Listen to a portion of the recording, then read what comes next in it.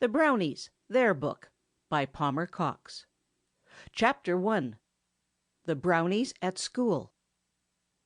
As Brownies rambled round one night, a country schoolhouse came in sight, and there they paused a while to speak about the place, where through the week the scholars came with smile or whine each morning at the stroke of 9. "This is," said one, "the place indeed, where children come to write and read. 'Tis here, through rules and rods to suit, the young idea learns to shoot. And here the idler with a grin in nearest neighbor pokes the pin, or sighs to break his scribbled slate and spring at once to man's estate. How oft from shades of yonder grove I've viewed at eve the shouting drove, as from the door they crowding broke, like oxen from beneath the yoke." Another said, "The teacher's chair, the rule, pen, and birch are there. The blackboard hangs against the wall, the slates at hand, the books and all. We might go in to read and write, and master sums like scholars bright." The more they talked, the stronger grew the wish to prove how much they knew. From page to page through books to pass, and spell the words that tried the class. So through their skill they soon obtained access to all the room contained. "I'll play," cried one, "the teacher's part. I know some lessons quite by heart, and every section of the land to me is plain as open hand." "With all respect, my friend, to you," another said, "that would not do. You're hardly fitted, sir, to rule. Your place should be the dunce's stool. You're not with great endowments blessed. Besides, your temper's not the best. And those who train the budding mind should own a disposition kind. The rod looks better on the tree than resting by the master's knee. I'll be the teacher, if you please. I know the rivers, lakes, and seas, and, like a banker's clerk, can throw the figures nimbly in a row. I have the patience, love, and grace so requisite in such a case." Now some bent o'er a slate or book, and some at blackboard's station took. They clustered round the globe with zeal, and kept it turning like a wheel. Said one, "I've often heard it said, the world is rounder than your head. And here, indeed, we find it true, with both the poles at once in view, with latitudes and each degree all measured out on land and sea." Another said, "I thought I knew the world from Maine to Timbuctoo, or could without a guide have found my way from Cork to Puget Sound.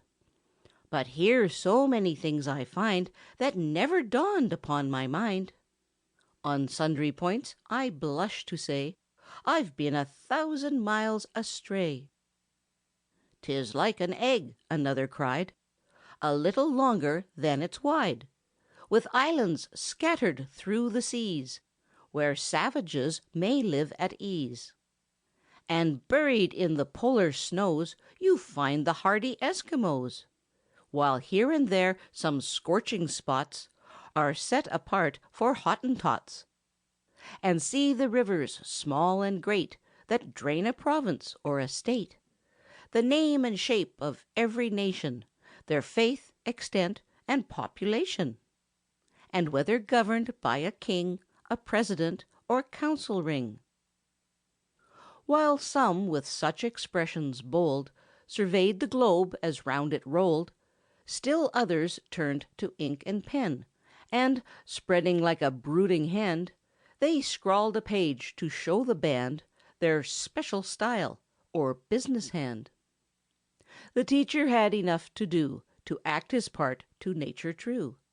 He lectured well the infant squad, he rapped the desk and shook the rod, and stood the dunce upon the stool, a laughing-stock to all the school.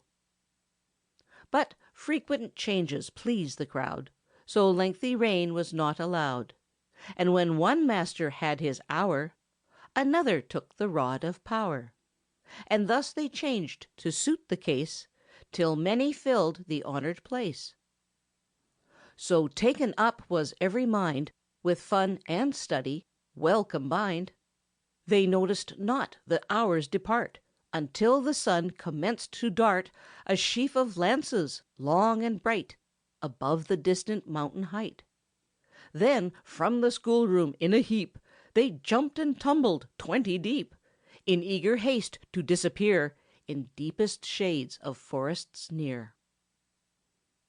When next the children gathered there, with wondering faces fresh and fair, it took an hour of morning prime, according to the teacher's time, to get the books in place once more, and order to the room restore. So great had been the haste to hide, the windows were left open wide. And scholars knew, without a doubt, that Brownies had been there about.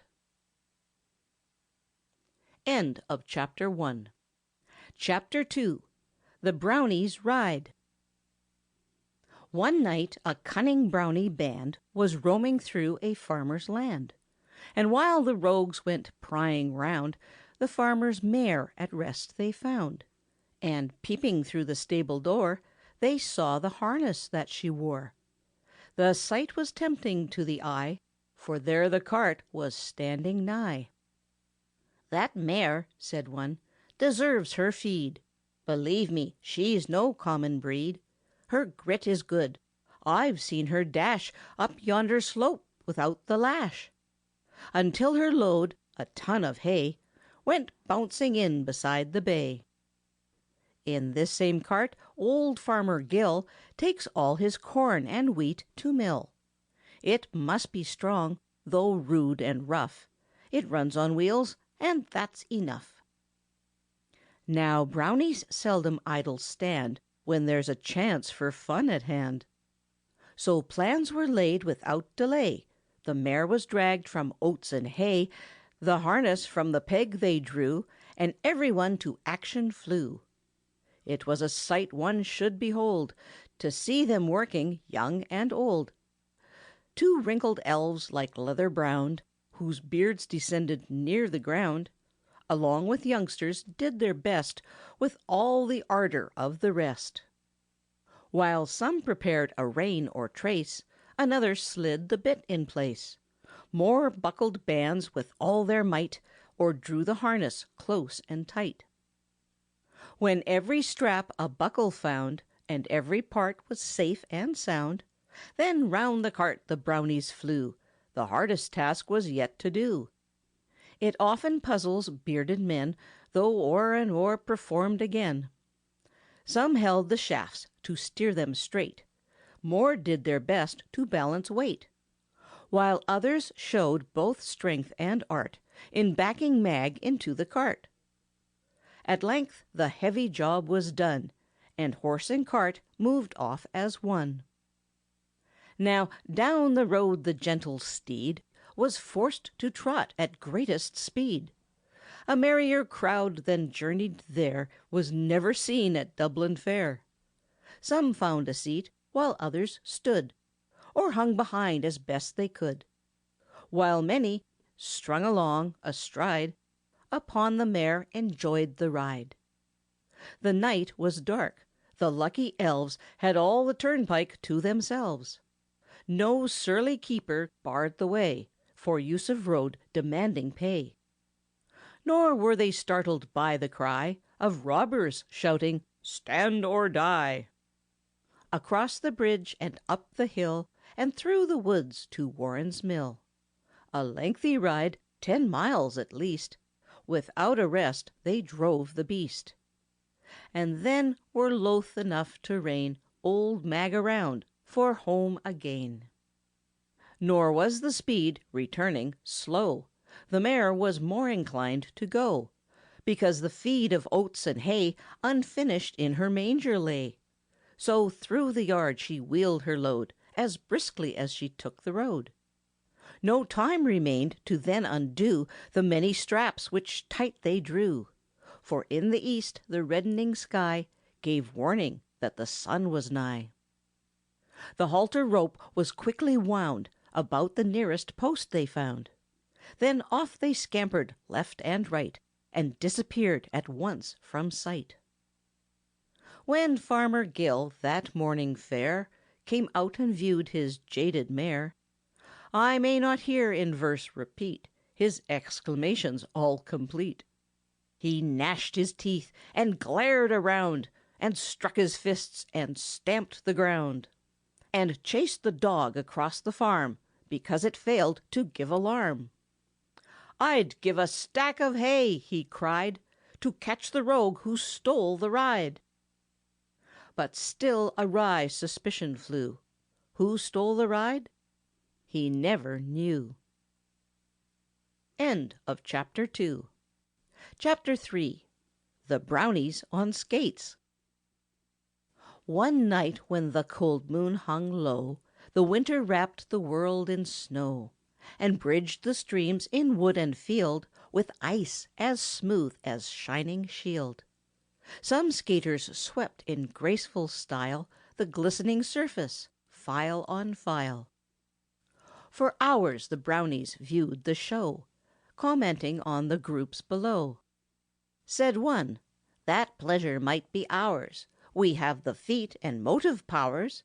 No mortal need us Brownies teach, if skates were but within our reach." Another answered, "Then, my friend, to hear my plan let all attend. I have a building in my mind that we within an hour can find. 3 golden balls hang by the door, like oranges from Cuba's shore. Behind the dusty counter stands a native of queer, far-off lands. The place is filled with various things, from baby carts to banjo strings. Here hangs a gun without a lock, some pilgrim bore to Plymouth Rock. And there a pair of goggles lie that saw the redcoats marching by. While piles of club and rocker skates of every shape the buyer waits. Though second-hand, I'm sure they'll do, and serve our wants as well as new. That place we'll enter as we may to-morrow night, and bear away a pair the best that come to hand for every member of the band." At once the enterprise so bold received support from young and old. A place to muster near the town and meeting hour they noted down, and then, retiring for the night, they soon were lost to sound and sight. When evening next her visit paid, to fold the earth in robes of shade, from out the woods across the mead the Brownies gathered as agreed, to venture boldly and procure the skates that would their fun insure. As mice can get to cake and cheese without a key whene'er they please, so cunning Brownies can proceed and help themselves to what they need. For bolts and bars they little care, if but a nail is wanting there. Or, failing this, with ease descend, like Santa Claus, and gain their end. As children to the window fly at news of Jumbo passing by, so rushed the eager band away to fields of ice without delay. Though far too large at heel and toe, the skates were somehow made to go. But out behind and out before, like spurs, they stuck a span or more, alike afflicting foe and friend in bringing journeys to an end.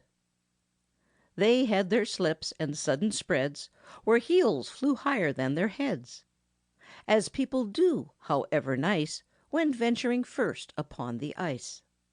But soon they learned to curve and wheel, and cut fine scrolls with scoring steel, to race in clusters to and fro, to jump and turn and backward go, until a rest on bed so cool was more the wonder than the rule. But from the lake they all withdrew some hours before the night was through, and hastened back with lively feet through narrow lane and silent street, until they reached the broker's door, with every skate that left the store. And, ere the first faint gleam of day, The skates were safely stowed away. Of their brief absence not a trace was left within the dusty place. End of Chapter 3. Chapter 4. The Brownies on Bicycles. One evening Brownies, peeping down from bluffs that overlooked the town, saw wheelmen passing to and fro upon the boulevard below. "It seems," said one, "an easy trick. The wheel goes round so smooth and quick, you simply sit and work your feet, and glide with grace along the street. The pleasure would be fine indeed, if we could thus in line proceed." Last night another answer made, as by the river's bank I strayed, where here and there a building stands, and town and countryside join hands. Before me stood a massive wall, with engine rooms and chimneys tall. To scale the place a way I found, and, creeping in, looked all around. There bicycles of every grade are manufactured for the trade. Some made for baby hands to guide, and some for older folk to ride. Though built to keep intruders out, with shutters thick and casings stout, I noticed 20 ways or more, by roof, by window, wall, and door, where we, by exercising skill, may travel in and out at will. Another spoke, in nowise slow, to catch at pleasures as they go, and said, "Why let another day come creeping in to drag away? Let's active measures now employ, to seize at once the promised joy. On bicycles quick let us ride, while yet our wants may be supplied." So when the town grew hushed and still, the Brownies ventured down the hill, and soon the band was drawing nigh the building with the chimneys high. When people lock their doors at night, and double bolt them left and right, and think through patents new and old, to leave the burglars in the cold, the cunning Brownies smile to see the springing bolt and turning key. For well they know, if fancy leads their band to venture daring deeds, the miser's gold, the merchant's ware, to them is open as the air. Not long could door or windows stand fast locked before the Brownie band, and soon the bicycles they sought from every room and bench were brought. The rogues ere long began to show as many colors as the bow, for paint and varnish lately spread besmeared them all from foot to head. Some turned to jaybirds in a minute, and some as quick might shame the linnet, while more with crimson-tinted breast seemed fitted for the robin's nest. But whether red or green or blue, the work on hand was hurried through. They took the wheels from blacksmith fires, though wanting bolts and even tires, and rigged the parts with skill and speed to answer well their pressing need. And soon enough were made complete to give the greater part a seat, and let the rest through cunning find some way of hanging on behind. And then no spurt along the road, or round the yard their courage showed, but 20 times a measured mile they whirled away in single file, or bunched together in a crowd, if width of road or skill allowed. At times, while rolling down the grade, collisions some confusion made, for every member of the band at steering wished to try his hand, though some, perhaps, were not designed for labor of that special kind. But Brownies are the folk to bear misfortunes with unruffled air. So on through rough and smooth they spun, until the turning point was won. Then back they wheeled with every spoke, an hour before the thrush awoke. End of Chapter 4. Chapter 5. The Brownies at lawn tennis. One evening as the woods grew dark, the Brownies wandered through a park, and soon a building, quaint and small, appeared to draw the gaze of all.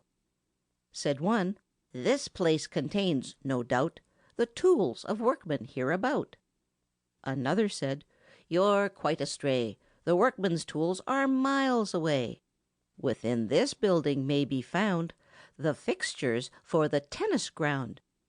A meadow near, both long and wide, for half the year is set aside, and marked with many a square and court for those who love the royal sport. On afternoons assembled there, the active men and maidens fair keep up the game until the day has faded into evening gray.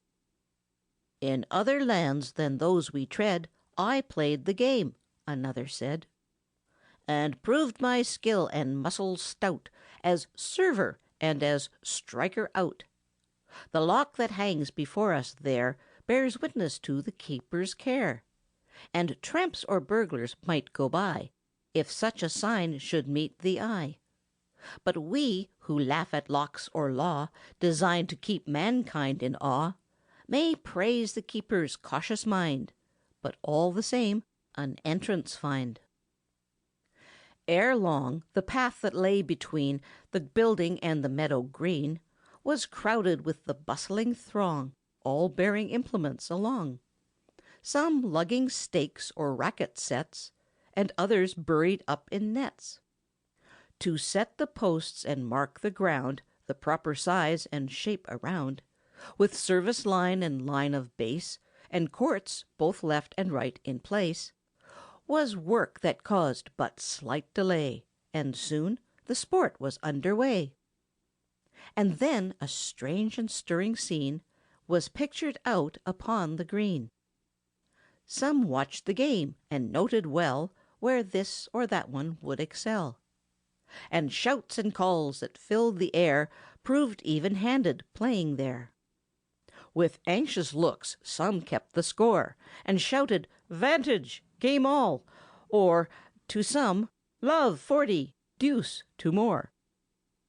But when "Deuce set," the scorer cried, applause would ring on every side. At times so hot the contest grew, established laws aside they threw, and in the game where 4 should stand, at least a dozen took a hand. Some tangled in the netting lay, and some from baselands strayed away. Some hit the ball when out of place, or scrambled through unlawful space. But still no game was forced to halt because of this or greater fault. And there they sported on the lawn, until the ruddy streaks of dawn gave warning that the day was near, and Brownies all must disappear. End of Chapter 5. Chapter 6. The Brownies' Good Work. One time, while Brownies passed around an honest farmer's piece of ground, they paused to view the garden fair and fields of grain that needed care. "My friends," said one who often spoke about the ways of human folk, "now here's a case in point I claim, where neighbors scarce deserve the name. This farmer on his back is laid, with broken ribs and shoulder blade. Received, I hear, some weeks ago, while at the village here below. He checked a running team to save some children from an early grave. Now overripe his harvest stands, in waiting for the reaper's hands. The piece of wheat we lately passed is shelling out at every blast. Those pumpkins in that corner plot begin to show the signs of rot. The mold has fastened on their skin, the ripest ones are caving in. And soon the pig in yonder sty, with scornful grunt, would pass them by. His early rose potatoes there are much in need of light and air. The turnip withers where it lies, the beet and carrot want to rise. Oh, pull us up, they seem to cry to every one that passes by. The frost will finish our repose, the grubs are working at our toes. Unless you come and save us soon, we'll not be worth a picayune." The corn is breaking from the stalk. The hands around the hill can walk, and with their ever-ready bill may pick the kernels at their will. His neighbors are a sordid crowd, who've such a shameful waste allowed. So wrapped in self some men can be, beyond their purse they seldom see. 'Tis left for us to play the friend, and here a helping hand extend. But as the waking chanticleer is crowing in the stable near, too little of the present night is left to set the matter right. To-morrow eve, at that dark hour, when birds grow still in leafy bower, and bats forsake the ruined pile to exercise their wings awhile, in yonder shady grove we'll meet, with all our active force complete, prepared to give this farmer aid, with basket, barrel, hook, and spade. But ere we part, one caution more. Let some invade a druggist's store, and bring along a coated pill. We'll dose the dog to keep him still. For barking dogs, however kind, can oft disturb a Brownie's mind. When next the bat of evening flew, and drowsy things of day withdrew, when beetles droned across the lea, and turkeys sought the safest tree to form aloft a social row, and criticize the fox below, then cunning Brownies might be seen advancing from the forest green, now jumping fences as they ran, now crawling through, a safer plan, now keeping to the roads awhile, now cutting corners, country style. Some bearing hoes and baskets more, some pushing barrows on before, while others, swinging sickles bright, seemed eager for the grain in sight. But in advance of all the throng, 3 daring Brownies moved along, whose duty was to venture close, and give the barking dog his dose. Now soon the work was under way, each chose the part he was to play, while some who handled hoes the best brought early roses from their nest. To turnip tops some laid their hands, more plied the hook or twisted bands, and soon the sheaves lay piled around, like heroes on disputed ground. Now let the eye turn where it might, a pleasing prospect was in sight. For garden ground or larger field, alike a busy crowd revealed. Some pulling carrots from their bed, some bearing burdens on their head, or working at a fever heat while prying out a monster beet. Now here 2 heavy loads have met, and there a barrow has upset. While workers every effort strain the rolling pumpkins to regain. And long before the stars withdrew, the crop was safe, the work was through. In shocks the corn, secure and good, now like a Sioux encampment stood. The wheat was safely stowed away. In bins the early roses lay. While carrots, turnips, beets, and all received attention, great and small. When morning dawned, no sight or sound of friendly Brownies could be found. And when at last old Towser broke the spell and from his slumber woke, he rushed around, believing still some mischief lay behind the pill. But though the field looked bare and strange, his mind could hardly grasp the change. And when the farmer learned at morn that safe from harm were wheat and corn, that all his barley, oats, and rye were in the barn, secure and dry, that carrots, beets, and turnips round were safely taken from the ground, the honest farmer thought, of course, his neighbors had turned out in force, while helpless on the bed he lay, and kindly stowed his crop away. But when he thanked them for their aid, and hoped they yet might be repaid for acting such a friendly part, his words appeared to pierce each heart. For well they knew that other hands than theirs had laid his grain in bands, that other backs had bent in toil to save the products of the soil. And then they felt, as such folk will, who fail to nobly act until more earnest helpers, stepping in, do all the praise and honor win. End of Chapter 6. Chapter 7. The Brownies at the Gymnasium. The Brownies once, while roaming round, by chance approached a college ground. And, as they skirmished every side, a large gymnasium they espied. Their eyes grew bright as they surveyed the means for exercise displayed. The club, the weight, the hanging ring, the horizontal bar and swing. The boxing gloves that please the heart of him who loves the manly art. All brought expressions of delight, as one by one they came in sight. The time was short, and words were few, that named the work for each to do. Their mystic art, as may be found on pages now in volumes bound, was quite enough to bear them in through walls of wood and roofs of tin. No hasp can hold, no bolt can stand before the Brownie's tiny hand. The sash will rise, the panel yield, and leave him master of the field. When safe they stood within the hall, a pleasant time was promised all. Said one, "The clubs let me obtain that Indians use upon the plain, and here I'll stand to test my power and swing them round my head an hour. Though not the largest in the band, I claim to own no infant hand, and muscle in this arm you'll meet that well might grace a trained athlete. 2 goats once blocked a mountain pass, contending o'er a tuft of grass. Important messages of state forbade me there to stand and wait.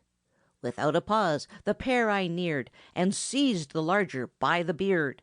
I dragged him from his panting foe, and hurled him to the plain below." "For clubs," a second answered there, "or heavy weights I little care. Let those by generous nature planned at heavy lifting try their hand. But give me bar or give me ring, where I can turn, contort, and swing, and I'll outdo, with movements fine, the monkey on his tropic vine." Thus skill and strength and wind they tried, by means they found on every side. Some claimed at once the high trapeze, and there performed with grace and ease. They turned and tumbled left and right, as though they held existence light. At times a finger-tip was all between them and a fearful fall. On strength of toes they now depend, or now on coat-tails of a friend. And had that cloth been less than best that looms could furnish east or west, some members of the Brownie race might now be missing from their place. But fear, we know, scarce ever finds a home within their active minds, and little danger they could see in what would trouble you or me. Some stood to prove their muscle strong, and swung the clubs both large and long, that men who met to practise there had often found no light affair. A rope they found as round they ran, and then a tug-of-war began. First over benches, stools, and chairs, then up and down the winding stairs. They pulled and hauled and tugged around, now giving up, now gaining ground. Some lost their footing at the go, and on their backs slid to and fro, without a chance their state to mend, until the contest found an end. Their coats from tail to collar rent showed some through trying treatment went, and more, with usage much the same, all twisted out of shape and lame, had scarce a button to their name. The judge selected for the case ran here and there about the place, with warning cries and gestures wide, and seemed unable to decide. And there they might be tugging still, with equal strength and equal will, but while they struggled, stars withdrew, and hints of morning broader grew, till arrows from the rising sun soon made them drop the rope and run. End of Chapter 7. Chapter 8. The Brownies' Feast. In best of spirits, blithe and free, as Brownies always seem to be, a jovial band, with hop and leap, were passing through a forest deep, when in an open space they spied a heavy cauldron, large and wide, where woodmen, working at their trade, a rustic boiling place had made. "My friends," said one, "a chance like this no cunning Brownie band should miss. All unobserved we may prepare and boil a pudding nicely there. Some dying embers smoulder still, which we may soon revive at will. And by the roots of yonder tree a brook goes babbling to the sea. At Parker's Mill, some miles below, they're grinding flour as white as snow. An easy task for us to bear, enough to serve our need from there. I noticed as I passed to-night a window with a broken light, and through the opening we'll pour, though bolts and bars be on the door." "And I," another Brownie cried, "will find the plums and currants dried. I'll have some here in half an hour to sprinkle thickly through the flour. So stir yourselves, and bear in mind that some must spice and sugar find." "I know," cried one, "where hens have made their nest beneath the burdock shade. I saw them stealing out with care to lay their eggs in secret there. The farmer's wife, through sun and rain, has sought to find that nest in vain. They cackle by the wall of stones, the hollow stump and pile of bones, and by the ditch that lies below, where yellow weeds and nettles grow, and draw her after everywhere, until she quits them in despair. The task be mine to thither lead a band of comrades now with speed, to help me bear a tender load along the rough and rugged road." Away, away on every side at once the lively Brownies glide, some after plums, more round the hill, the shortest way to reach the mill, while some on wings and some on legs go darting off to find the eggs. A few remained upon the spot to build a fire beneath the pot. Some gathered bark from trunks of trees, while others, on their hands and knees, around the embers puffed and blew, until the sparks to blazes grew. And scarcely was the kindling burned before the absent ones returned. All loaded down they came, in groups, in couples, singly, and in troops. Upon their shoulders, heads, and backs they bore along the floury sacks. With plums and currants others came, each bag and basket filled the same, while those who gave the hens a call had taken nest egg, nest, and all. And more, a pressing want to meet, from someone's line had hauled a sheet, the monstrous pudding to enfold, while in the boiling pot it rolled. The rogues were flour from head to feet before the mixture was complete. Like snowbirds in a drift of snow, they worked and elbowed in the dough, till every particle they brought was in the mass before them wrought.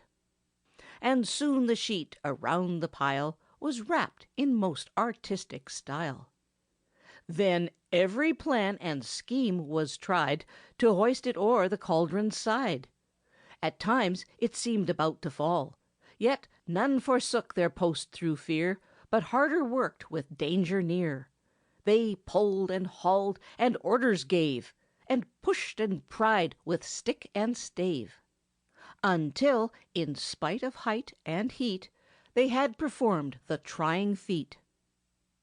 To take the pudding from the pot they might have found as hard and hot, but water on the fire they threw, and then to work again they flew, and soon the steaming treasure sat upon a stone both broad and flat, which answered for a table grand when nothing better was at hand. Some think that Brownies never eat, but live on odors soft and sweet, that through the verdant woods proceed, or steal across the dewy mead. But those who could have gained a sight of them around their pudding white would have perceived that elves of air can relish more substantial fare. They clustered close, and delved and ate, without a knife, a spoon, or plate. Some picking out the plums with care, and leaving all the pastry there, while some let plums and currants go, but paid attention to the dough. The purpose of each brownie's mind was not to leave a crumb behind, that, when the morning sun should shine through leafy tree and clinging vine, no traces of their sumptuous feast it might reveal to man or beast.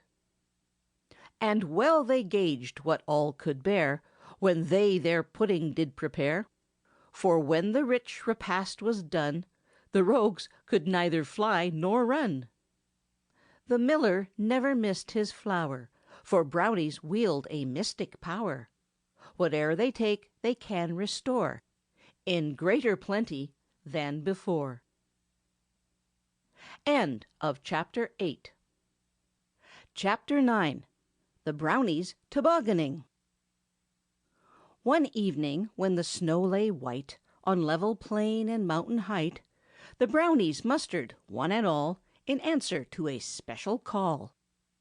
All clustered in a ring they stood within the shelter of the wood, while earnest faces brighter grew at thoughts of enterprises new. Said one, "It seems that all the rage with humankind of every age is on toboggans swift to slide down steepest hill or mountain side. Our plans at once we must prepare, and try, ourselves, that pleasure rare. We might enough toboggans find in town, perhaps of every kind, if someone chanced to know where they, awaiting sale, are stowed away." Another spoke, "Within us lies the power to make our own supplies. We'll not depend on other hands to satisfy these new demands. The merchant's wares we'll let alone, and make toboggans of our own. A lumber yard some miles from here holds seasoned lumber all the year. There pine and cedar may be found, and oak and ash are piled around.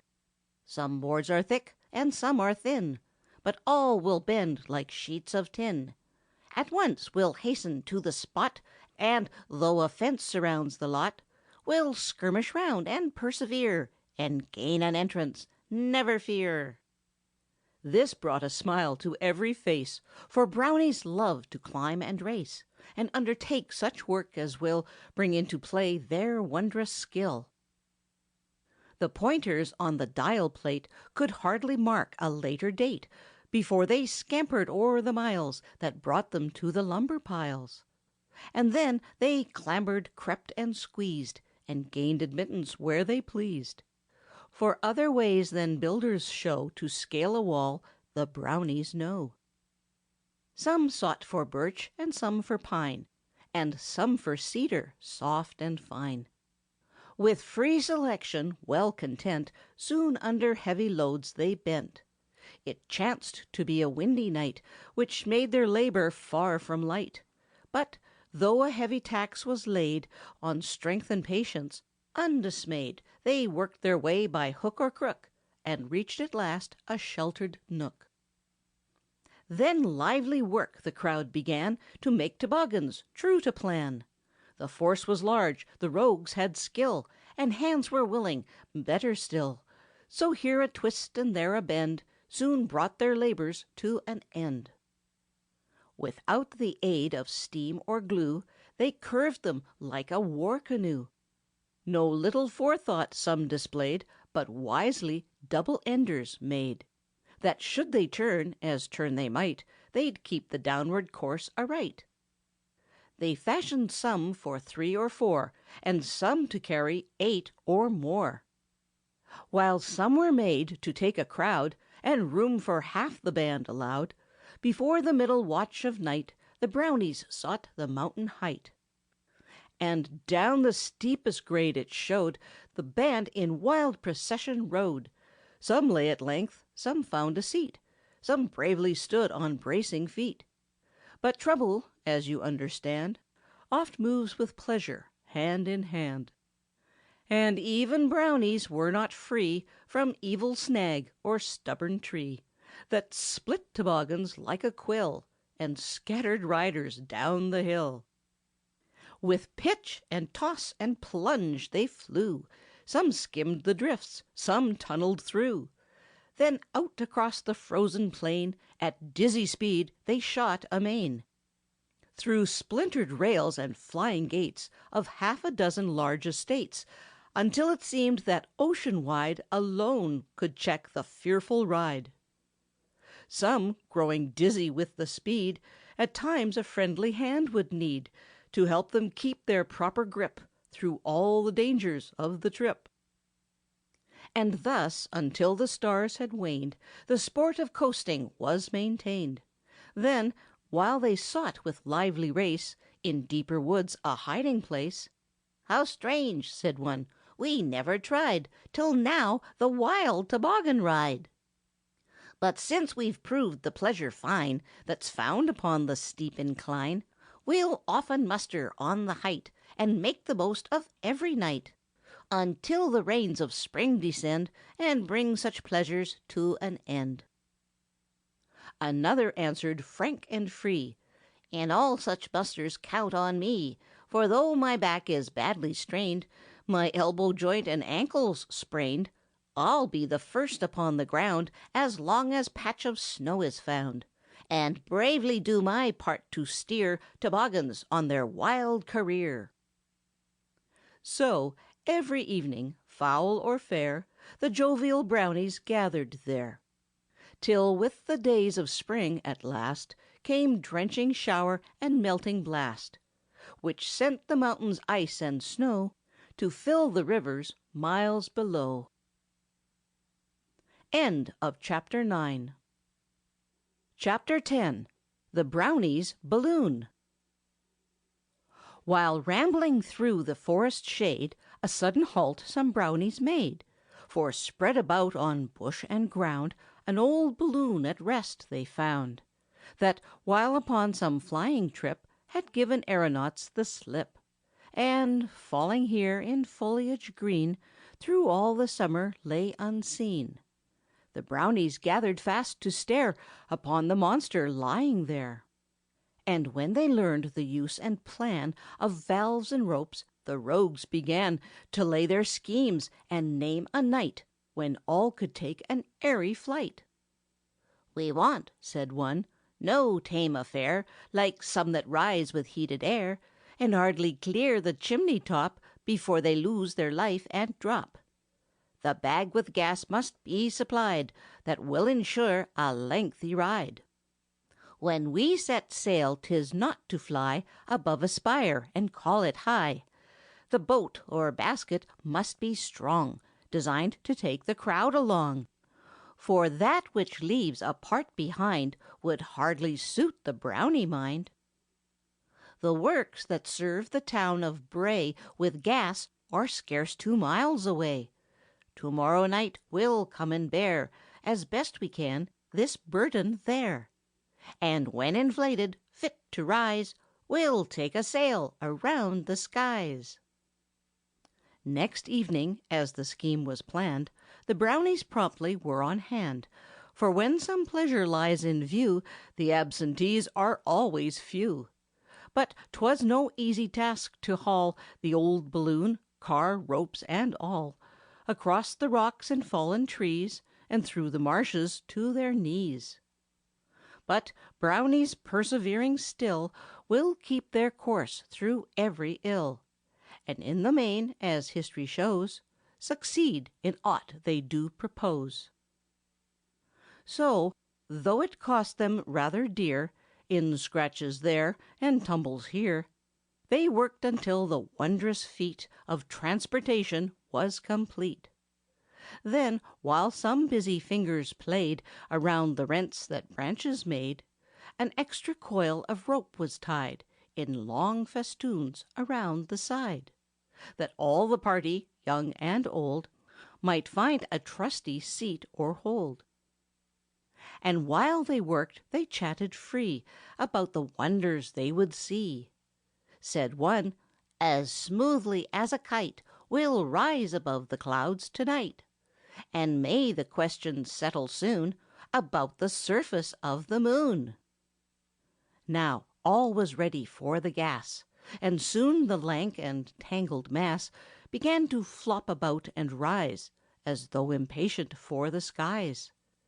Then there was work for every hand that could be mustered in the band, to keep the growing monster low until they stood prepared to go. To this and that they made it fast. Round stones and stakes the rope was cast. But strong it grew, and stronger still, as every wrinkle seemed to fill. And when at last it bounded clear, and started on its wild career, a rooted stump and garden gate it carried off as special freight. Though all the Brownies went, apart, were not in proper shape to start. Arrangements hardly were complete, some wanted room, and more a seat, while some in acrobatic style must put their trust in toes awhile. But Brownies are not hard to please, and soon they rested at their ease. Some found support, both safe and strong, upon the gate that went along. By some the stump was utilized, and furnished seats they highly prized. Now, as they rose, they ran afoul of screaming hawk and hooting owl, and flitting bats that hooked their wings at once around the ropes and strings, as though content to there abide and take the chances of the ride. On passing through a heavy cloud, one thus addressed the moistened crowd: "Although the earth from which we rise now many miles below us lies, to sharpest eye, strain as it may, the moon looks just as far away."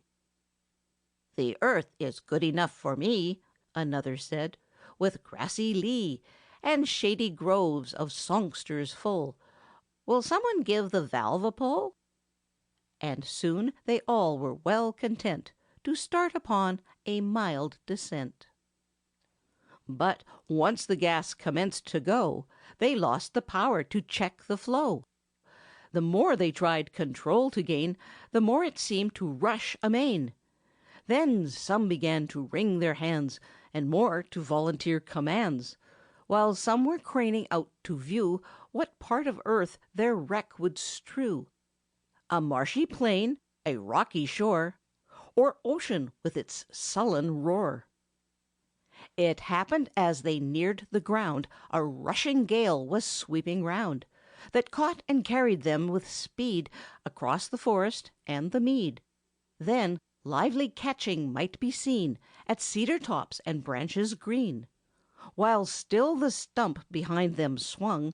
On this it caught, to that it hung, and as an anchor played a part they little thought of at the start. At length, in spite of sweeping blast, some friendly branches held them fast. And then, descending, safe and sound, the darling Brownies reached the ground. But in the tree-top on the hill the old balloon is hanging still, and saves the farmers on the plain from placing scarecrows in their grain. End of Chapter 10. Chapter 11. The Brownies Canoeing. As days in shades of evening sank, the Brownies reached a river bank, and there awhile stood gazing down at students from a neighboring town, whose light canoes charmed every eye as one by one they floated by. Said one, "We'll follow as they go until they gain the point below. There stands a house but lately made, wherein the club's effects are laid. We'll take possession after dark, and in these strange affairs embark." They all declared, at any cost, a chance like this should ne'er be lost, and keeping well the men in sight, they followed closely as they might. The moon was climbing o'er the hill, the owl was hooting by the mill, when from the building on the sands the boats were shoved with willing hands. A shadow model some explored, and then, well pleased, they rushed aboard. The open Peterborough, too, found its supporter and a crew. The Indian birch bark seemed too frail, and lacked the adjunct of a sail, yet of a load it did not fail. For all the boats were in demand, as well those which with skill were planned by men of keenest judgment ripe, as those of humbler home-made type. And soon away sailed all the fleet, with every Brownie in his seat.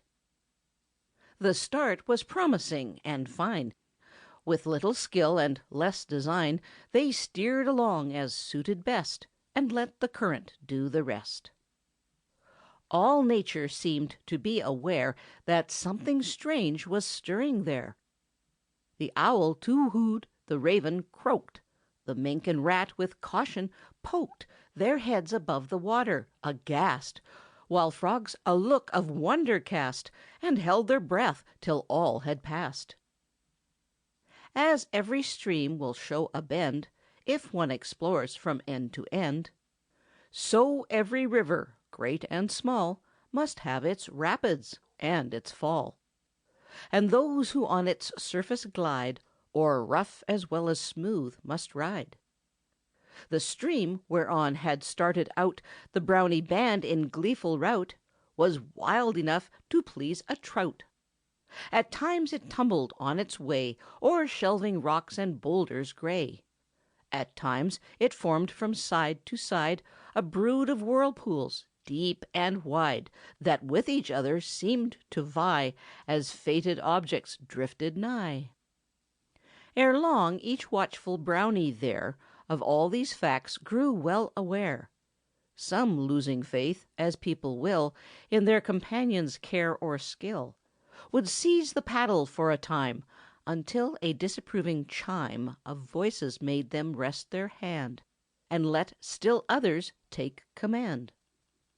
But, spite of current, whirl or go, in spite of hungry tribes below, the eel, the crawfish, leech, and pout, that watched them from the starting out, and thought each moment flitting by might spill them out a year's supply, the Brownies drifted onward still, and though confusion baffled skill. Canoes throughout the trying race kept right side up in every case. But sport that travelled hand in hand with horrors hardly pleased the band, as pallid cheek and popping eye on every side could testify. And all agreed that wisdom lay in steering home without delay. So, landing quick, the boats they tied to roots or trees as chance supplied, and plunging in the woods profound, they soon were lost to sight and sound. End of Chapter 11. Chapter 12. The Brownies in the Menagerie. The Brownies heard the news with glee that in a city near the sea a spacious building was designed for holding beasts of every kind, from polar snows, from desert sand, from mountain peak and timbered land. The beasts with claw and beasts with hoof all met beneath one slated roof. That night, like bees before the wind, with home in sight and storm behind, the band of Brownies might be seen all scudding from the forest green. Less time it took the walls to scale than is required to tell the tale. The art that makes the lock seem weak, the bolt to slide, the hinge to creak, was theirs to use as heretofore, with good effect on sash and door. And soon the band stood face to face with all the wonders of the place.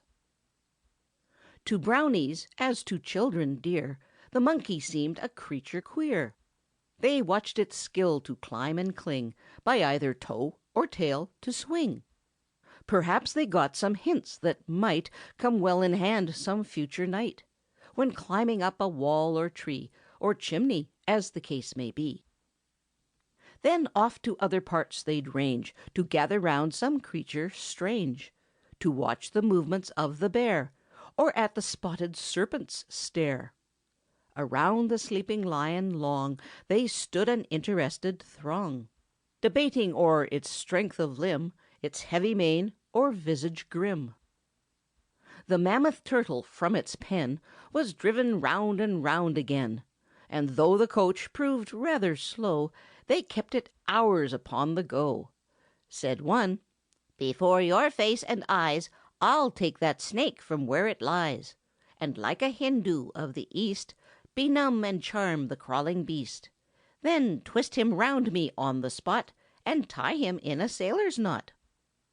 Another then was quick to shout, "We'll leave that snake performance out. I grant you all the power you claim to charm, to tie, to twist, to tame.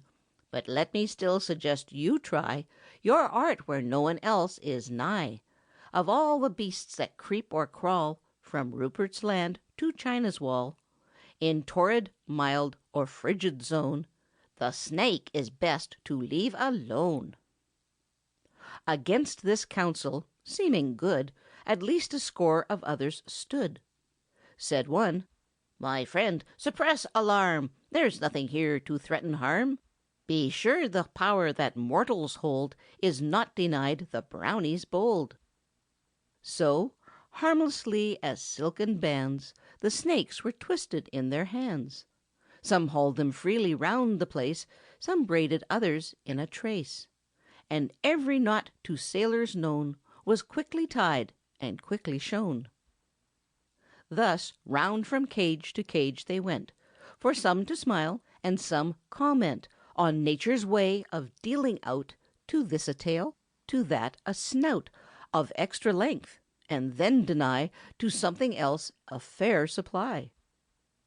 But when the bear and tiger growled, and wolf and lynx in chorus howled, and starting from its broken sleep, the lion rose with sudden leap, and, bounding round the rocking cage with lifted mane, roared loud with rage, and thrust its paws between the bars until it seemed to shake the stars, a panic seized the Brownies all, and out they scampered from the hall, as if they feared incautious men had built too frail a prison pen.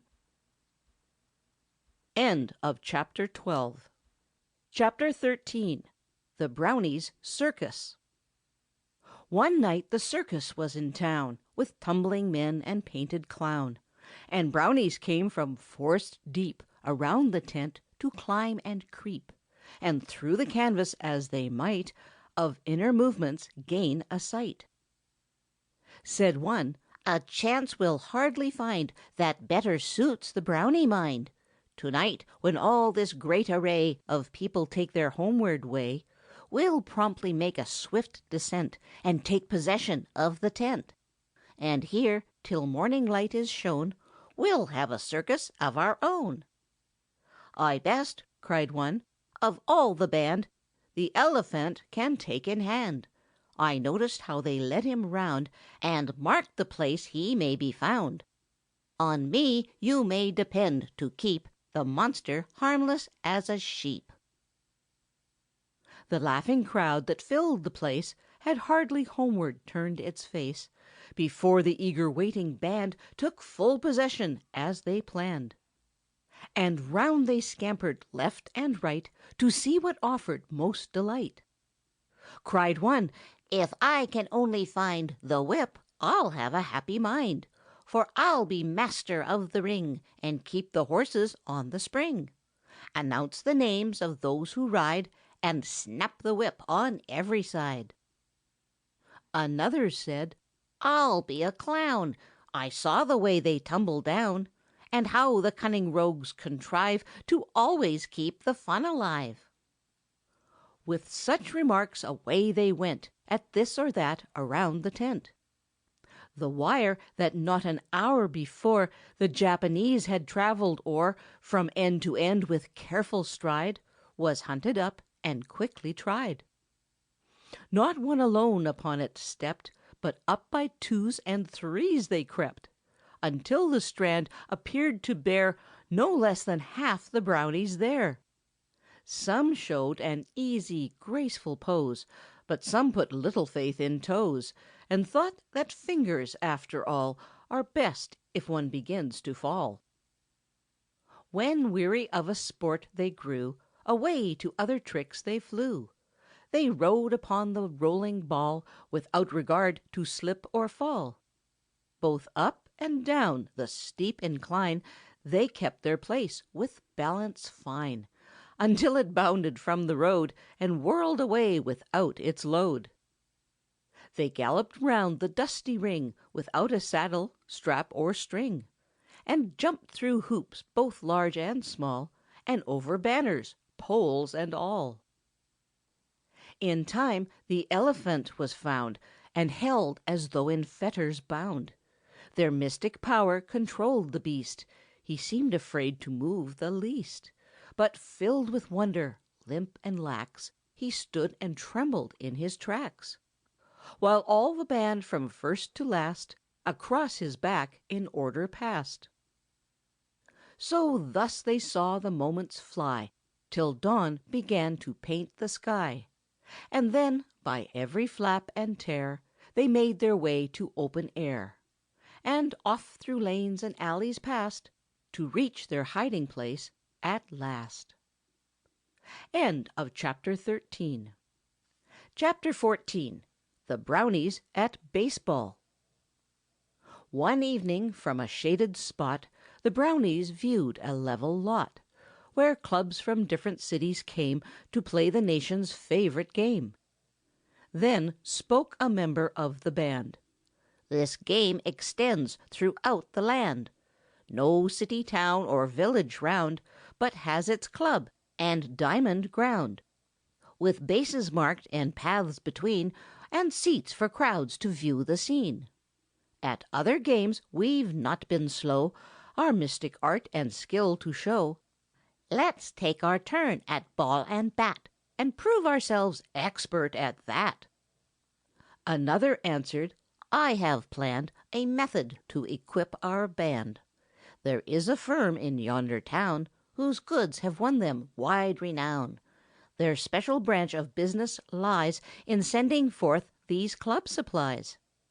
The balls are wound as hard as stones, the bats are turned as smooth as bones, and masks are made to guard the nose of him who fears the batter's blows, or stops the pitcher's curves and throws. To know the place such goods to find is quite enough for Brownie kind." When hungry bats came forth to wheel round eaves and find their evening meal, the cunning Brownies sought the store to work their way through sash and door, and soon their beaming faces told success had crowned their efforts bold.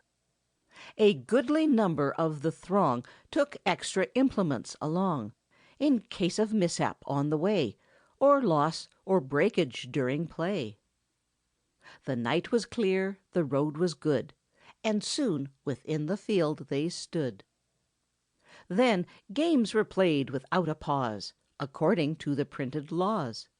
There, turn about, each took his place, at first or third or second base, at left or right or center field, to pitch, to catch, or bat to wield, or else as shortstop standing by, to catch a grounder or a fly. Soon every corner of the ground its separate set of players found. A dozen games upon the green, with ins and outs, might there be seen, the umpires noting all with care to tell if hits were foul or fair, the strikes and balls to plainly shout, and say if men were safe or out, and give decisions just and wise when knotty questions would arise. But many Brownies thought it best to leave the sport and watch the rest, and from the seats or fences high they viewed the scene with anxious eye, and never failed, the contest through, to render praise when praise was due, while others, freed from games on hand, in merry groups aside would stand, and pitch and catch with rarest skill, to keep themselves in practice still. Now double plays and balls well curved, and base hits often were observed, while errors were but seldom seen through all the games upon that green. Before the flush of morn arose to bring their contests to a close, the balls and bats in every case were carried back and put in place, and when the Brownies left the store, all was in order as before. End of Chapter 14. Chapter 15. The Brownies and the Bees. While Brownies once were rambling through a forest where tall timber grew, the hum of bees above their head to much remark and wonder led. They gazed at branches in the air and listened at the roots with care. And soon a pine of giant size was found to hold the hidden prize. Said one, "Some wild bees here have made their home within the forest shade, where neither fox nor prying bear can steal the treasure gathered there." Another spoke, "You're quick and bright, and as a rule judge matters right. But here, my friend, you're all astray, and like a blind mole grope your way. I chance well to remember still how months ago, when up the hill, a farmer near, with bell and horn, pursued a swarm one sunny morn. The fearful din the town awoke, the clapper from his bell he broke. But still, their queen's directing cry, the bees heard o'er the clamor high, and held their bearing for this pine, as straight as runs the county line. With taxes here and failures there, the man can ill such losses bear. In view of this, our duty's clear. To-morrow night we'll muster here, and when we give this tree a fall, in proper shape we'll hive them all, and take the queen and working throng and lazy drones where they belong. Next evening at the time they'd set, around the pine the Brownies met, with tools collected as they sped from mill and shop and farmer's shed, while some, to all their wants alive, with ready hands procured a hive.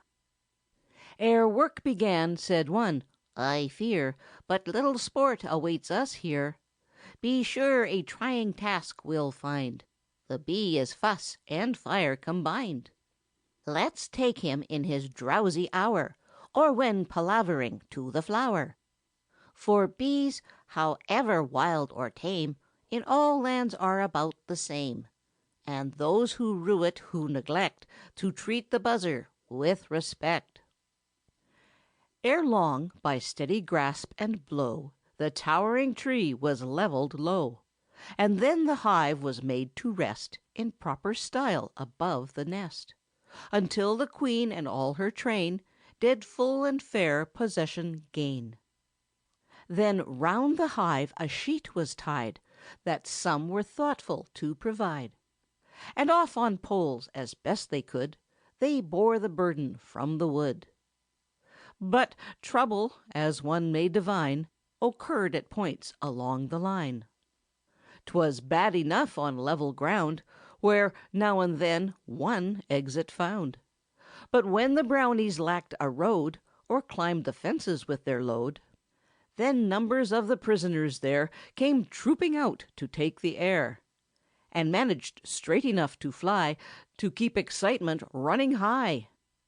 With branches broken off to suit, and grass uplifted by the root, in vain some daring Brownies tried to brush the buzzing plagues aside. Said one, whose features proved to all that bees had paid his face a call, "I'd rather dare the raging main than meddle with such things again."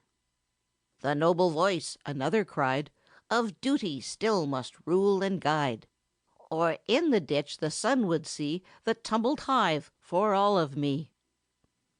And when at last the fence they found that girt the farmer's orchard round, and laid the hive upon the stand, there hardly was, in all the band, a single Brownie who was free from some reminders of the bee. But thoughts of what a great surprise ere long would light the farmer's eyes soon drove away from every brain the slightest thought of toil or pain. End of Chapter 15. Chapter 16. The Brownies on Roller Skates. The Brownies planned at close of day to reach a town some miles away, where roller skating, so 'twas said, of all amusements kept ahead. Said one, "When deeper shadows fall, we'll cross the river, find the hall, and learn the nature of the sport, of which we hear such good report." To reach the bridge that led to town, with eager steps they hastened down. But recent rains had caused a rise. The stream was now a fearful size. The bridge was nearly swept away, submerged in parts, and wet with spray.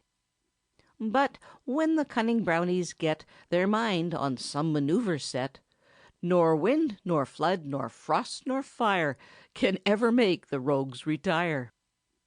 Some walked the dripping logs with ease, while others crept on hands and knees, with movements rather safe than fast, and inch by inch the danger passed.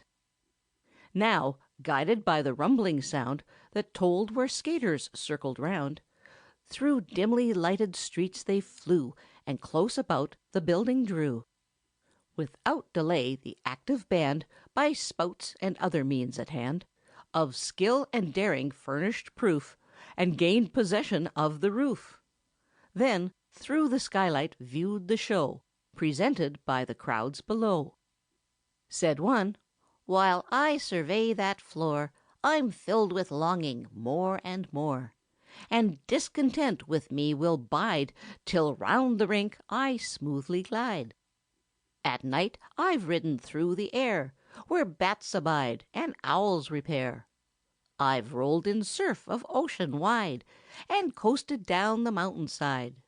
And now to sweep around a hall on roller skates would crown it all." "My plans," the leader answer made, "are in my mind already laid. Within an hour the folk below will quit their sport and homeward go. Then will the time be ripe indeed for us to leave this roof with speed, and prove how well our toes and heels we may command when set on wheels."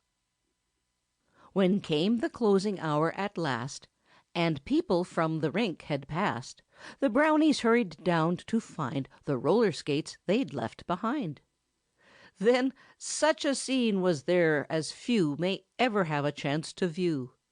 Some hardly circled round the place before they moved with ease and grace, and skated freely to and fro upon a single heel or toe. Some coats were torn beyond repair by catches here and clutches there, when those who felt their faith give way groped right and left without delay. While some who strove their friends to aid upon the floor themselves were laid, to spread confusion there awhile, as larger and larger grew the pile. Some rose with fingers out of joint, or black and blue at every point.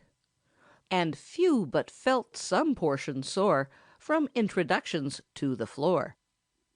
But such mishaps were lost to sight amid the common wild delight, for little plaint do Brownies make, or bump or bruise, or even break. But stars at length began to wane, and dawn came creeping through the pane, and, much against the will of all, the rogues were forced to leave the hall. End of Chapter 16. Chapter 17. The Brownies at the Seaside. Within a forest dark and wide, some distance from the ocean side, a band of Brownies played around on mossy stone or grassy mound, or, climbing through the branching tree, performed their antics wild and free. When one, arising in his place, with sparkling eyes and beaming face, soon won attention from the rest, and thus the listening throng addressed. "For years and years, through heat and cold, our home has been this forest old. The saplings which we used to bend now like a schooner's mast ascend. Yet here we live, content to ride a springing bough with childish pride, content to bathe in brook or bog, along with lizard, leech, and frog. We're far behind the age, you'll find, if once you note the humankind.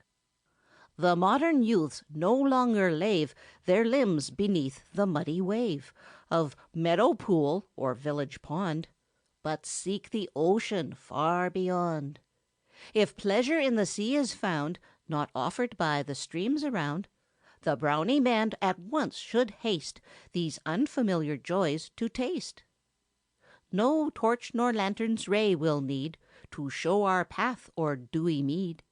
The ponds and pitfalls in the swale, the open ditch, the slivered rail, the poisoned vine and thistle high show clear before the Brownie's eye. Next evening, as their plan they'd laid, the band soon gathered in the shade. All clustered like a swarm of bees, they darted from the sheltered trees, and straight across the country wide began their journey to the tide. And when they neared the beach at last, the stout, the lean, the slow, the fast, 'twas hard to say of all the lot who foremost reached the famous spot. "And now," said one with active mind, "what proper garments can we find? In bathing costume, as you know, the people in the ocean go." Another spoke, "For such demands the building large that yonder stands, as one can see on passing by, is full of garments clean and dry. There every fashion, loose or tight, we may secure with labor light." Though Brownies never carry keys, they find an entrance where they please, and never do they chuckle more than when some miser bars his door. For well they know that, spite of locks, of rings and staples, bolts and blocks, were they inclined to play such prank, he'd find at morn an empty bank. So now the crafty Brownie crew soon brought the bathing suits to view. Some, working on the inner side, the waiting throng without supplied. 'Twas busy work, as may be guessed, before the band was fully dressed. Some still had cloth enough to lend, though shortened up at either end. Sorty ran about to find a pin, while others rolled and puckered in, and made the best of what they found, however strange it hung around. Then, when a boat was manned with care to watch for daring swimmers there, lest some should venture, overbold, and fall a prey to cramp and cold, a few began from piers to leap and plunge at once in water deep, but more to shiver, shrink, and shout as step by step they ventured out, while others were content to stay in shallow surf, to duck and play along the lines that people laid to give the weak and timid aid. It was a sight one should behold when o'er the crowd the breakers rolled. One took a header through the wave, one floated like a chip or stave, while others there, at every plunge, were taking water like a sponge. But while the surf they tumbled through, they reckoned moments as they flew, and kept in mind their homeward race before the sun should show his face. For sad and painful is the fate of those who roam abroad too late, and well may Brownies bear in mind the hills and vales they leave behind, when far from native haunts they run, as oft they do, in quest of fun. But ere they turned to leave the strand, they made a vow with lifted hand, that every year, when summer's glow had warmed the oceans spread below, they'd journey far from grove and glen to sport in rolling surf again. End of Chapter 17. Chapter 18. The Brownies and the Spinning Wheel. One evening, with the falling dew, some Brownies round a cottage drew. Said one, "I've learned the reason why we miss the biddy, biddy cry that every morning brought a score of fowls around this cottage door. 'Tis rheumatism most severe that keeps the widow prisoned here. Her sheep go bleating through the field in quest of salt no herb can yield. To early roost the fowls withdraw, while each bewails an empty craw. And sore neglect you may discern on every side, where'er you turn. If aid come to the widow's need, from Brownie's hands it must proceed." Another said, "The wool, I know, went through the mill a month ago. I saw them when they bore the sack tip yonder hill, a wondrous pack that caught the branches overhead, and round their heels the gravel spread. Her spinning wheel is lying there, in fragments quite beyond repair. A passing goat, with manners bold, mistook it for a rival old, and knocked it round for half an hour, with all his noted butting power. They say it was a striking scene, that twilight conflict on the green. The wheel was resting on the shed, the frame around the garden spread, before the goat had gained his sight, and judged the article aright." A third remarked, "I call to mind another wheel that we may find. Though somewhat worn by use and time, it seems to be in order prime. Now, night is but a babe as yet, the dew has scarce the clover wet. By running fast and working hard, we soon can bring it to the yard. Then, stationed here in open air, the widow's wool shall be our care." This suited all, and soon with zeal they started off to find the wheel. Their course across the country lay, where great obstructions barred the way. But Brownies seldom go around, however rough or wild the ground. O'er rocky slope and marshy bed, with one accord they pushed ahead, across the tail race of a mill, and through a churchyard on the hill. They found the wheel with head and feet, and band and fixtures all complete, and soon beneath the trying load were struggling on the homeward road. They had some trouble, toil, and care, some hoisting here and hauling there. At times the wheel upon a fence defied them all to drag it thence, as though determined to remain and serve the farmer, guarding grain.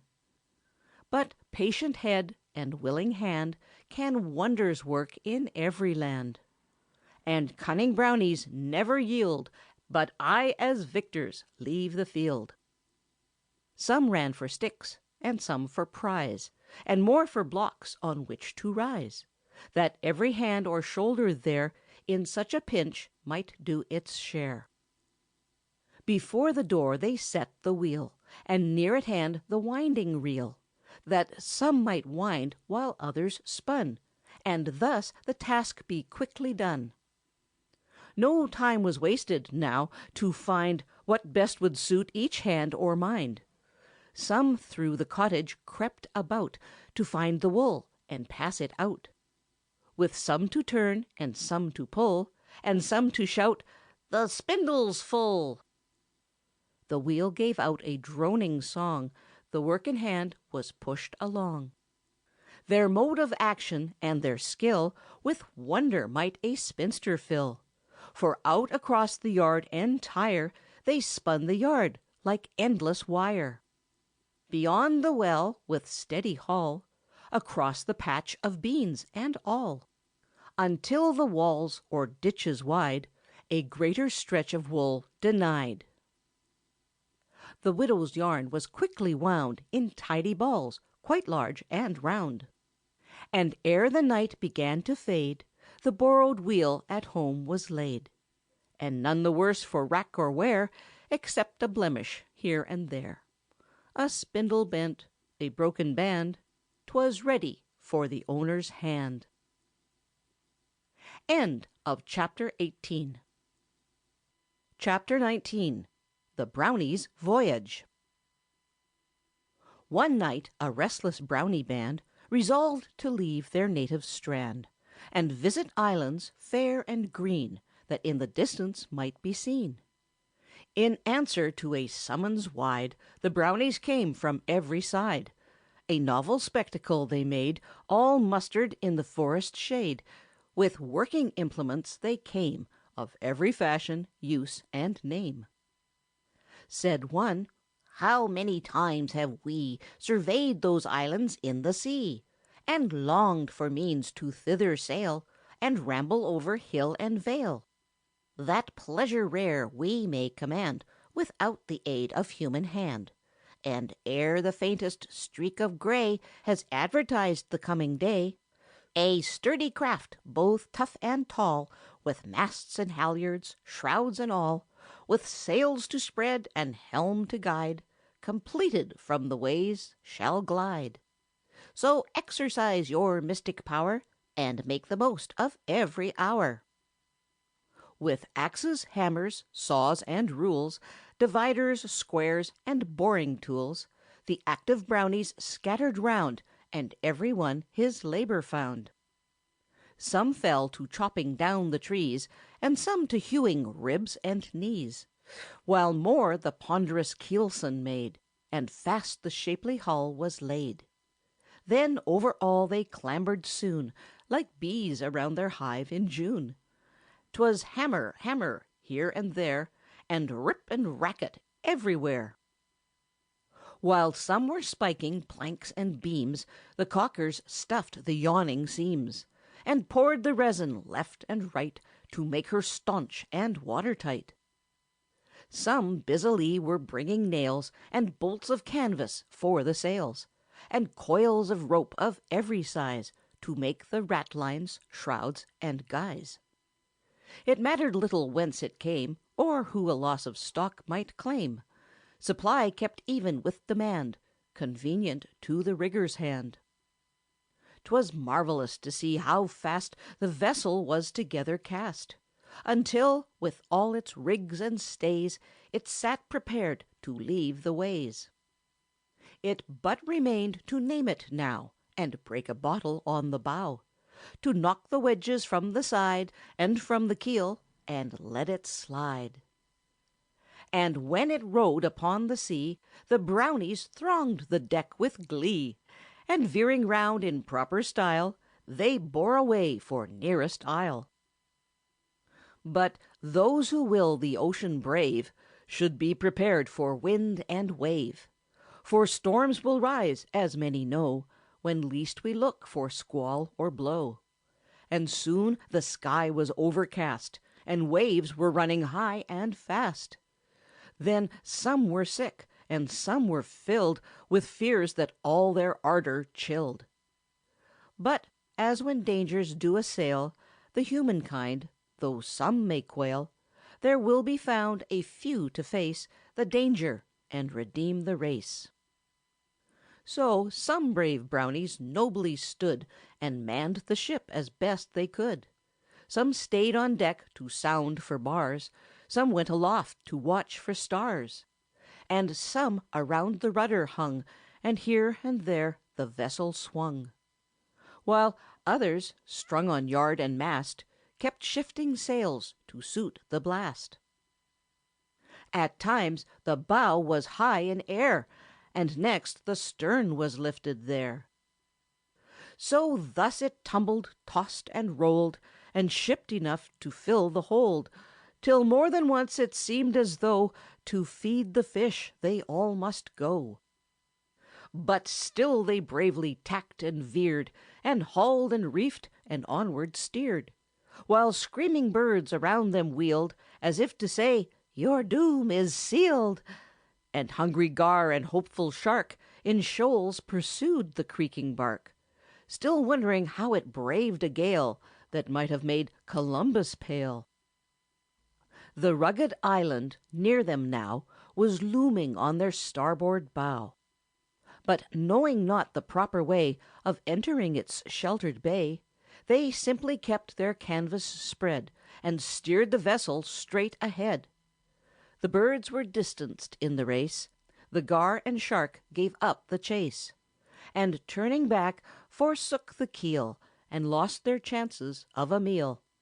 For now the ship to ruin flew, as though it felt its work was through, and soon it stranded, pitch and toss, upon the rocks, a total loss.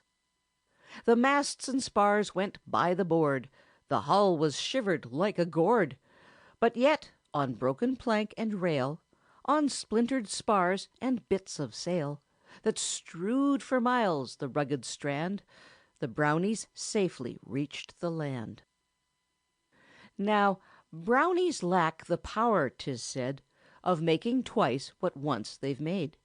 So all their efforts were in vain to build and launch the ship again. And on that island, roaming round, that Brownie band for years was found. End of Chapter 19. Chapter 20. The Brownies Return. Once, while the Brownies lay at ease about the roots of rugged trees, and listened to the dreary moan of tides around their island lone, said one, "My friends, unhappy here, we spend our days from year to year.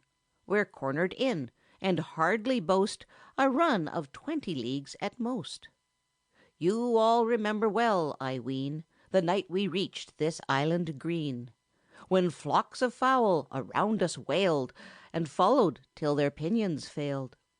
And still our ship at every wave to sharks a creaking promise gave, then spilled us out in breakers white to gain the land as best we might. Since then, how oft we've tried in vain to reach our native haunts again, where roaming freely, unconfined, would better suit our roving mind. To-night, while wandering by the sea, a novel scheme occurred to me, as I beheld in groups and rows the weary fowl in deep repose. They sat as motionless as though the life had left them years ago. The albatross and crane are there, the loon, the gull, and gannet rare. An easy task for us to creep around the fowl while fast asleep, and at a given signal spring aboard before they spread a wing, and trust to them to bear us o'er in safety to our native shore." Another spoke, "I never yet have shunned a risk that others met, but here uncommon dangers lie. Suppose the fowl should seaward fly, and never landing, course about, and drop us when their wings gave out." "To shallow schemes that will not bring a modest risk let cowards cling," the first replied. "A Brownie shows the best where dangers thickest close. But hear me out. By sea and land their habits well I understand.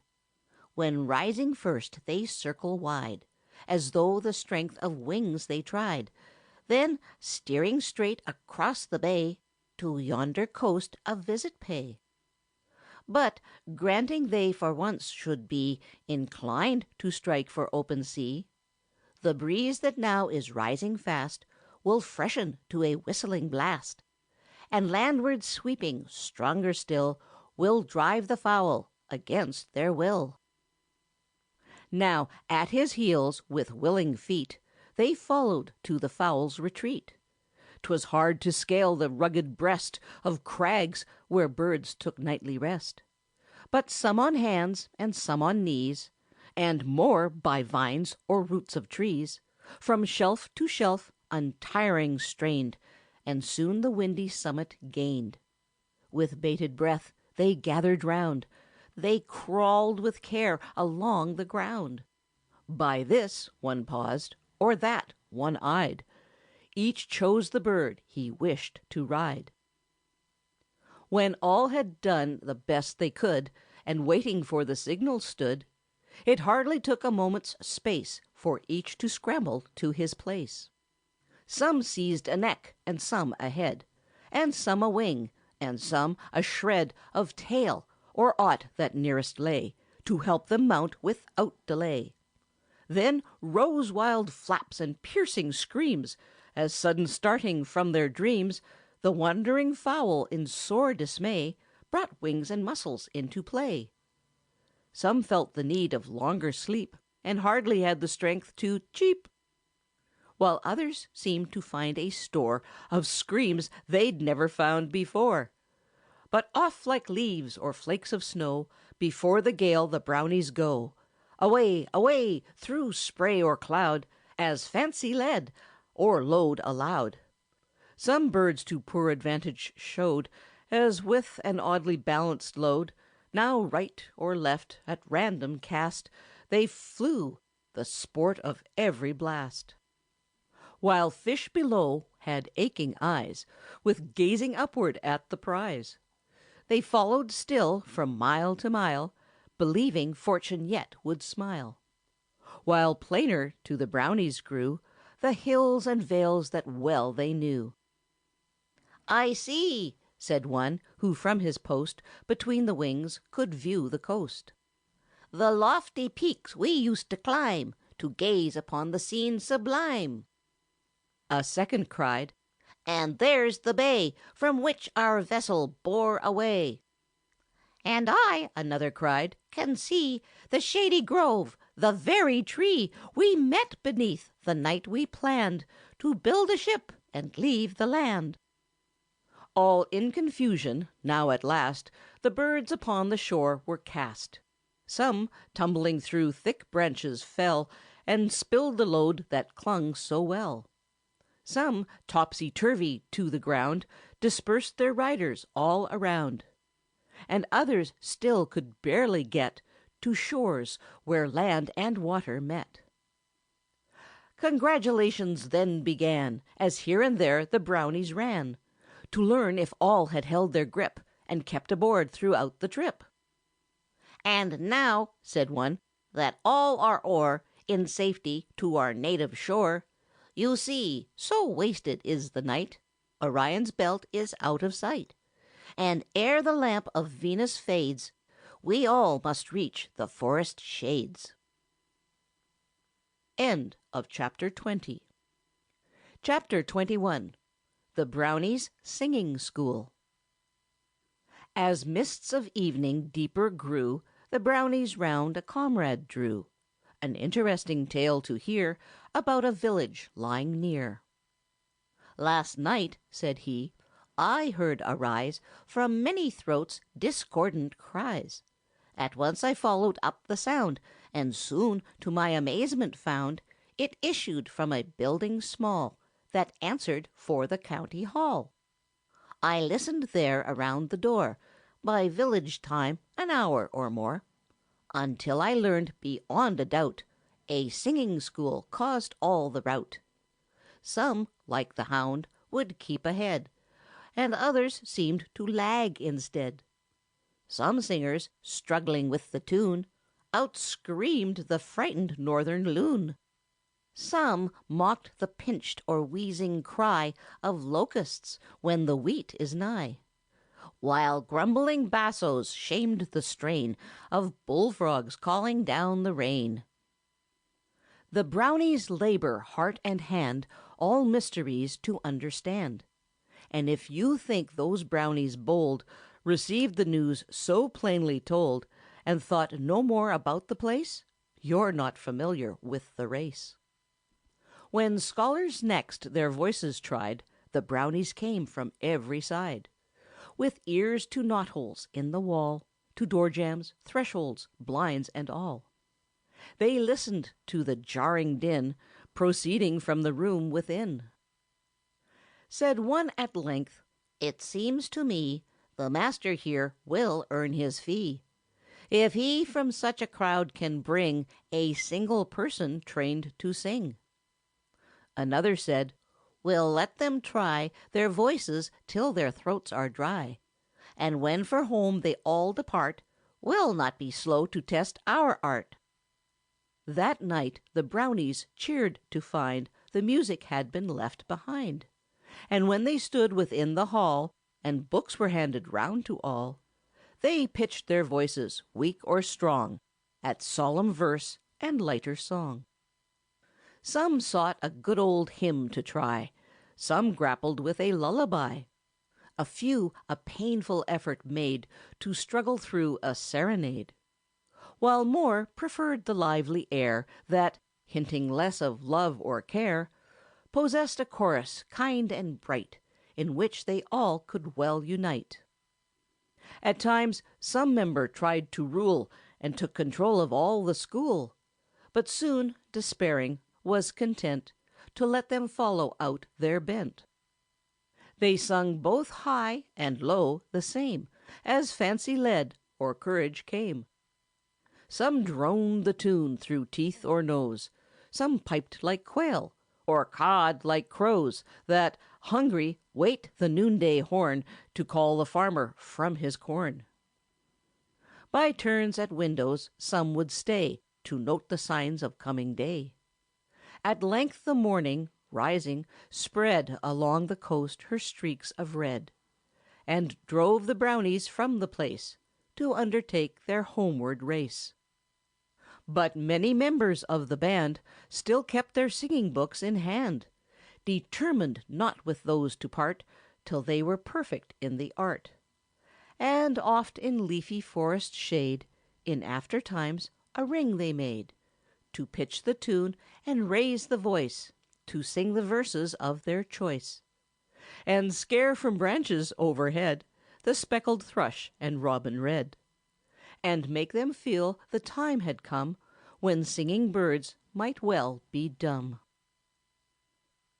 End of chapter 21. Chapter 22. The Brownies' Friendly Turn. One night, while snow was lying deep on level plain and mountains steep, a sheltered nook the Brownies found, where conversation might go round. Said one, "The people hereabout their wood supply have taken out, but while they stripped the timber lot, the village parson they forgot. Now that good man, the story goes, as best he can must warm his toes." Another spoke, "The way is clear to show both skill and courage here. You're not the sort, I know, to shirk, and coward-like to flee from work. You act at once whene'er you find a chance to render service kind, nor wait to see what others do in matters that appeal to you. This task in waiting must be done before another day has run. The signs of change are in the air, a storm is near, though skies are fair. As oft, when smiles the broadest lie, the tears are nearest to the eye. To work let every Brownie bend, and prove tonight the parson's friend. We'll not take oxen from the stall, that through the day must pull and haul, nor horses from the manger lead, but let them take the rest they need. Since mystic power is at our call, by ourselves we'll do it all. Our willing arms shall take the place of clanking chain and leather trace, and round the door the wood we'll strew until we hide the house from view." At once the Brownies sought the ground where fuel could with ease be found, a place where forest fires had spread and left the timber scorched and dead. And there throughout the chilly night they tugged and tore with all their might, some bearing branches as their load, with lengthy poles still others strode, or struggled till they scarce could see with logs that bent them like a V, while more from under drifts of snow removed old trees and made them go like ploughs along the icy street, with half their limbs and roots complete. Some found it hard to train their log to keep its place through jolt and jog, while some, mistaking ditch for road, were almost buried with their load, and but for friends and promptest care, the morning light had found them there. The wind that night was cold and keen, and frosted Brownies oft were seen. They clapped their hands and stamped their toes, they rubbed with snow each numbing nose, and drew the frost from every face before it proved a painful case. And thus, in spite of every ill, the task was carried forward still. Some were by nature well designed for work of this laborious kind, and never felt so truly great as when half crushed beneath a weight, while wondering comrades stood aghast and thought each step must be the last. But some were slight and ill could bear the heavy loads that proved their share, though at some sport or cunning plan they far beyond their comrades ran. Around the house some stayed to pile the gathered wood in proper style, which ever harder work they found as higher and higher rose the mound. Above the window sill it grew, and next the cornice hid from view, and ere the dawn had forced a stop, the pile o'erlooked the chimney top. Some hands were sore, some backs were blue, and legs were scraped from slipping through where ice and snow had left their mark on rounded log and smoothest bark. That morning, when the parson rose, against the pane he pressed his nose, and tried the outer world to scan to learn how signs of weather ran. But round the house, behind, before, in front of window, shed, and door, the wood was piled to such a height, but little sky was left in sight. When next he climbed his pulpit stair, he touched upon the strange affair, and asked a blessing rich to fall upon the heads and homes of all who through the night had worked so hard to heap the fuel round the yard. His hearers knew they had no claim to such a blessing if it came, but whispered, "We don't understand. It must have been the Brownie band." End of Chapter 22. Chapter 23. The Brownies' 4th of July. When Independence Day was nigh, and children laid their pennies by, arranging plans how every cent should celebrate the grand event, the Brownies, in their earnest way, expressed themselves about the day. Said one, "The time is drawing near to every freeman's heart so dear, when citizens throughout the land, from western slope to eastern strand, will celebrate with booming gun their liberties so dearly won."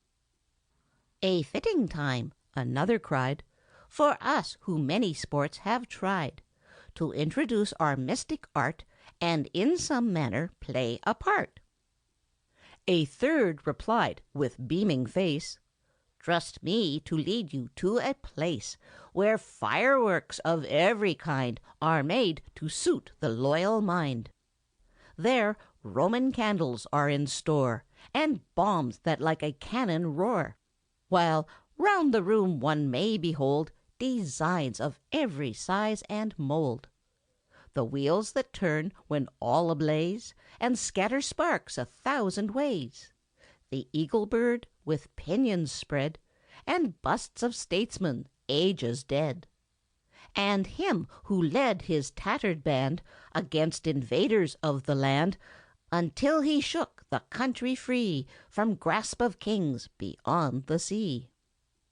We may from this supply with ease secure a share whene'er we please, and on these hills behind the town, that to the plain go sloping down, we'll take position, come what may, and celebrate the nation's day." That eve, when stars began to shine, the eager band was formed in line, and, acting on the plans well laid, a journey to the town was made. The Brownies never go astray, however puzzling is the way. With guides before and guards behind, they cut through every turn and wind, until a halt was made at last, before a building bolted fast. But those who think they'd turn around and leave because no keys are found should entertain the thought no more, but study up the Brownie lore. They rummaged boxes piled around and helped themselves to what they found. some eager to secure the wheel that would so many sparks reveal, some active members of the band to bombs and crackers turned their hand, while more those emblems sought to find that call the nation's birth to mind, and bring from every side the shout when all their meaning blazes out. Ere long, upon the homeward road, they hastened with their novel load, and when the bell in chapel tower gave notice of the midnight hour, the ruddy flame, the turning wheel, the showering sparks and deafening peal, showed Brownies in the proper way, gave welcome to the glorious day. The lighted eagles through the night looked down like constellations bright. The rockets, whizzing to and fro, lit up the slumbering town below, while, towering there with eyes of fire, as when he made his foes retire, above all emblems duly raised, the Father of his country blazed. But ere the Brownies' large supply had gone to light the summer sky, some plasters would have served the band much better than the goods on hand. For there were cases all about where Brownies thought the fuse was out, till with a sudden fizz and flare it caught the jokers unaware. At times, in spite of warning cries, some proved too slow at closing eyes. Some ears were stunned, some noses got too close to something quick and hot, and fingers bore for days and weeks the trace of hasty powder's freaks. Some, dodging round, would get a share of splendor meant for upper air, and with a black or speckled face they ran about from place to place, to find new dangers blaze and burn on every side where'er they turn. But few were there who felt afraid of bursting bomb or fusillade, and to the prize they'd stick and hang until it vanished with a bang, or darting upward seemed to fly on special business to the sky. But there, while darkness wrapped the hill, the Brownies celebrated still, for pleasures such as this they found but seldom in their roaming round, and with reluctant feet they fled when morning tinged the sky with red. End of Chapter 23. Chapter 24. The Brownies in the Toy Shop. As shades of evening settled down, the Brownies rambled through the town, to pry at this, to pause at that, by something else to hold a chat, and in their free and easy vein express themselves in language plain. At length, before a store, their eyes were fixed with wonder and surprise on toys of wood and wax and tin, and toys of rubber piled within. Said one, "In all our wandering round, a sight like this we never found. When such a passing glimpse we gain, what marvels must the shelves contain?" Another said, "It must be here old Santa Claus comes every year, to gather up his large supply when Christmas Eve is drawing nigh, that children through the land may find they still are treasured in his mind." A third remarked, "Ere long he may again his yearly visit pay. Before he comes to strip the place, we'll rummage shelf and box and case, until the building we explore, from attic roof to basement floor, and prove what pleasure may be found in all the wonders stored around." Not long were they content to view through dusty panes those wonders new, and, in a manner quite their own, they made their way through wood and stone. And then surprises met the band in odd conceits from every land. Well might the Brownies stand and stare at all the objects crowded there. Here things of gentle nature lay in safety midst the beasts of prey. The goose and fox, a friendly pair, reposed beside the lamb and bear. There horses stood for boys to ride. Here boats were waiting for the tide, while ships of war, with every sail unfurled, were anchored to a nail. There soldiers stood in warlike bands, and naked dolls held out their hands, as though to urge the passers-by to take them from the public eye. This way and that the Brownies ran, to try the toys they soon began.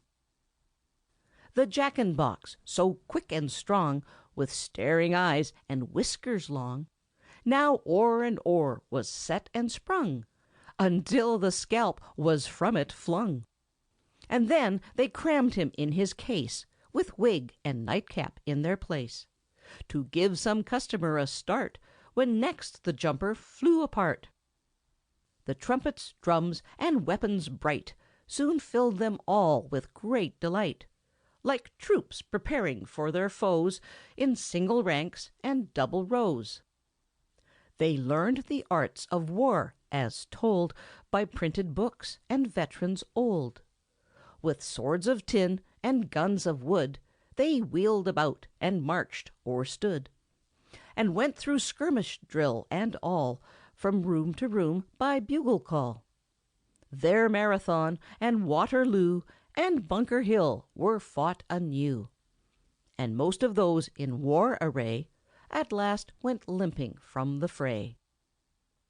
The music box poured forth an air that charmed the dullest spirits there, till, yielding to the pleasing sound, they danced with dolls a lively round.